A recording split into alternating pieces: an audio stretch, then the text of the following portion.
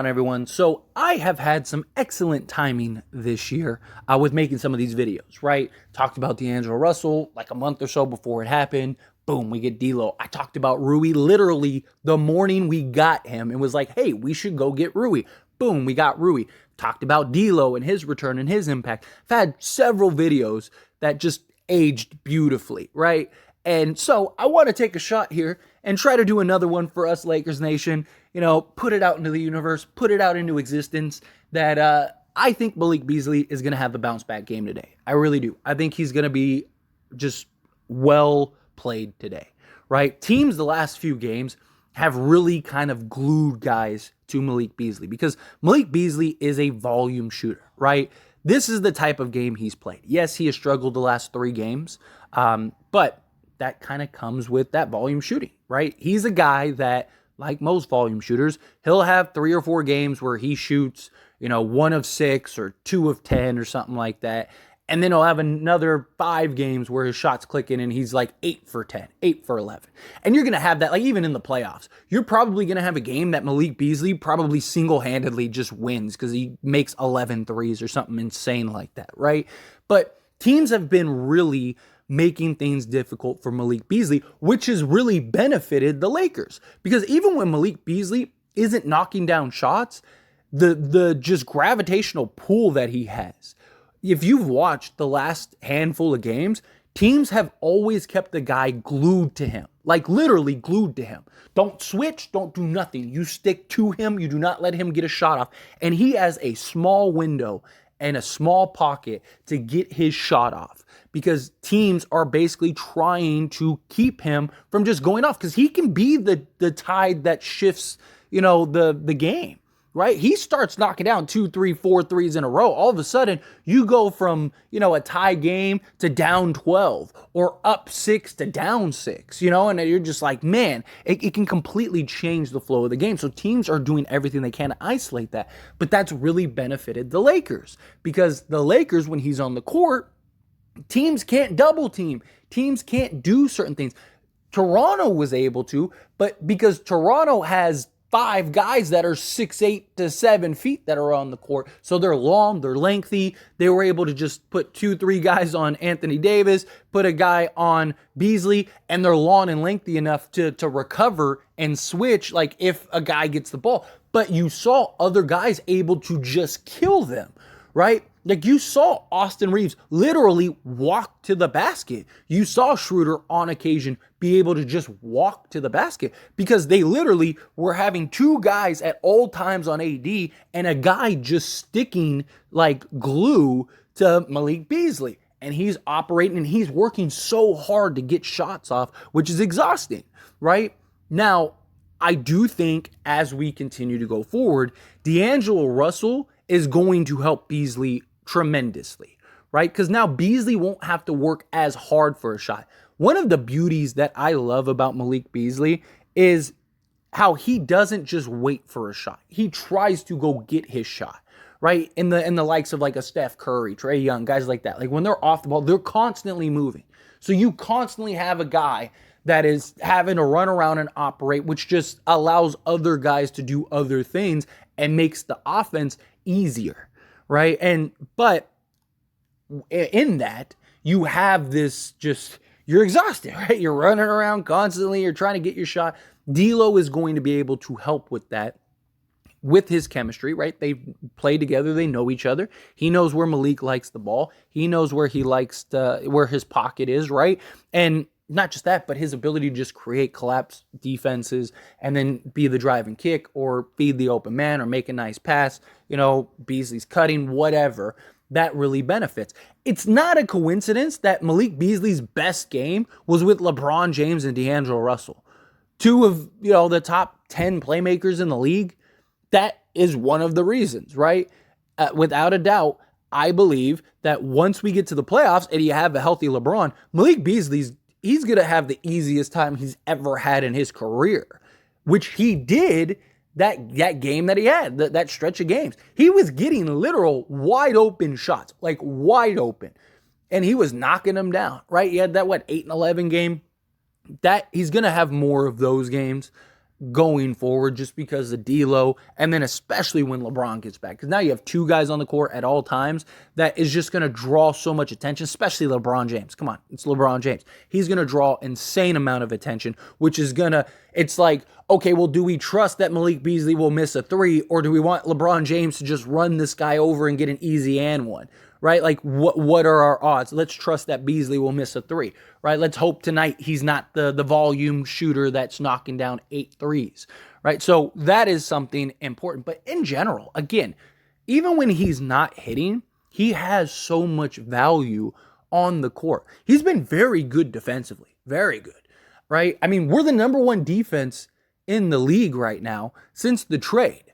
And yes, Vanderbilt has impacted, tenfold. He's the biggest reason, but it's not just him. It's not just Anthony Davis and Jared Vanderbilt are the only two playing defense. D'Lo's been very good defensively, which is surprising, right? I mean, he's always been okay, but like he's been very good defensively on this Lakers team. So has Beasley, Vanderbilt, Troy Brown has been really good. Schroeder has picked it up defensively. Schroeder's been a menace, like a real Dennis the Menace.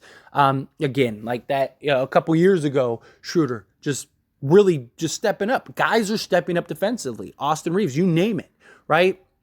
That has been huge. So Beasley still provides value, right? He's not a guy like a Boyan, right? Although I think Boyan currently is the better player.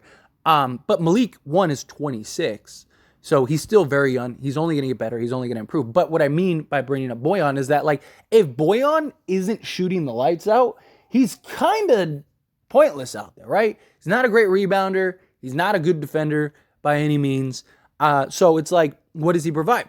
Buddy Hield, right? People mentioned Buddy Hield. People wanted the Lakers to get Buddy Hield. That's something else, right? Buddy Hield is a great shooter, but when he's not shooting, he doesn't really provide much, right? He's not a very good defender. He's not a very good playmaker. He doesn't really do anything. He can get a rebound here and there, but like he's not like he becomes a liability. And Beasley, we're seeing teams really just glue guys to him. But even then, when he's not hitting his shot, he's making defensive plays. He's making nice stops. We've seen him have some nice passes. We've seen him just be able to collapse the defense, kick it out to guys, right? He's able to still do other things, put the floor and just, operate in the mid-range or get to the basket, right? That is all very valuable things. And I really think that he's getting to that point where he's due, right? He's getting to that point where he's had 3 rough games. I mean, you can even make an argument 4 games, although he did shoot 50% in that fourth game. However, he only shot like 6 threes, so he only made 3 of them, which is still really good. I mean, he still made 3 threes. Don't get me wrong. I'm not complaining about that at all. I'll take 3 threes a game, 50% on 6 shots. Take that every game, right? But he's more of like, he's shooting 36% on 11 attempts per game with the Lakers, right? So he's high volume. He's shooting 11 threes a game and knocking down, 4 of them, 5 of them, right? He's going to have those games.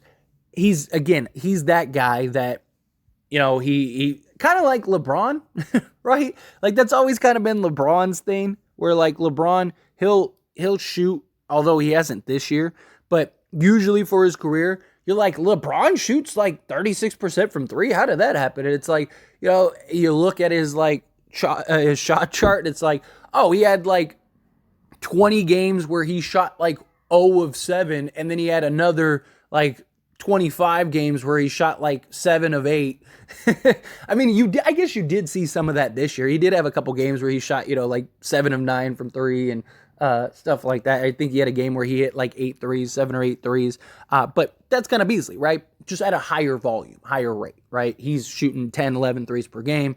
He's a guy that he'll knock down 6 or 7 of them, or he'll go, 2 of 7. But again, just his floor spacing, the defense, everything that he provides, having guys glued to him.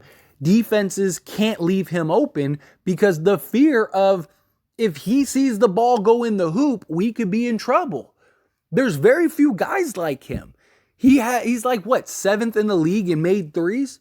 He might have even moved up by now. So this is a guy that is one of 7, 8 guys in the league that can completely change the tide of the game from a 3-point line. from a 3-point standpoint. And again, you could be in a game, Lakers could be down, 7, and you look up and in 3 possessions, you're winning. You're like, oh, we're up 2. And it's like, man, how we were just up 7, 45 seconds ago. How did that happen? It's like, oh, well, Beasley just knocked down back-to-back threes, right? Like, and that's the beauty of this team. You have so many guys. I mean, we saw D'Lo be able to do that. D'Lo hit like back-to-back threes in the previous game and just completely put the game away. Beasley's in the same mold. He's a guy that can knock down the ball, and he has the green light, which he should. Sometimes he does force it. Sometimes he does take bad shots, which I'm not completely into. If you don't have it, you don't have it. But I want him to shoot. You need him to shoot the ball. And he has had games where he's done a better job of, for example, that 3 of 6 game where he shot 50%. Yeah, he only took 6 threes, but that was kind of really all he had. We saw like a couple games where he's hit like 4 or 5 threes, but he's like 5 of 11. But he's like 3 of those 11 shots were just terrible shots. It was like, dude, come on. Like, you didn't have to shoot that ball, right? Just trying to force it, trying to get his shots up, which the Lakers want him to do. But, you gotta do it within reason, right? And he's acknowledged it. I don't remember exactly the game up my head. I think it might have been the Warriors game where he just took like a really just ugly shot. And he ran over to Coach Ham and was like, my bad. And Ham was like, nah, something like, I don't want you turning down anything other than your collar. Something like that is what he told him. Like, shoot the ball. Like, that's why we brought you here. That's why you're on this team. And that is. You're on this team to shoot the basketball. You're on this team that if you touch the ball, you chuck it up. You are a vortex. That's what we want you for. You take that ball and you're gone, right? That ball is going up. Everybody knows. Don't be hesitant. Knock it down. See that ball go through. And let's run away with this game. And I really think he's going to step up for this next game. I think he's due. I think we need him. I think this is a huge game to get us to 500. And I really do think Malik Beasley is going to step up. Hopefully, the timing's right. Hopefully, when we're doing that post-game stream, we can all say, like, did it again. Laker Damas, he's here, right? That's my hope. So I'm calling it now. I think Beasley has a great game tonight. I'm not saying he's going to go off for 30, but I'm saying I think he gives us at least, 5 to 7 threes this game. I think he gives us somewhere around like 15 to 18 points, at least, or I mean, even if he gives us 12 points and only took 4 shots and we blow them out, like, then fine. But I just think it'll be a noticeable game. I think you'll watch this game and you'll go, all right, there we go. There's the Beasley we need. That's what I think ends up happening. But again, love to hear your thoughts and opinions. Let me know down in the comments below. Do you agree? Do you disagree? How do you feel? Love to hear your thoughts and opinions.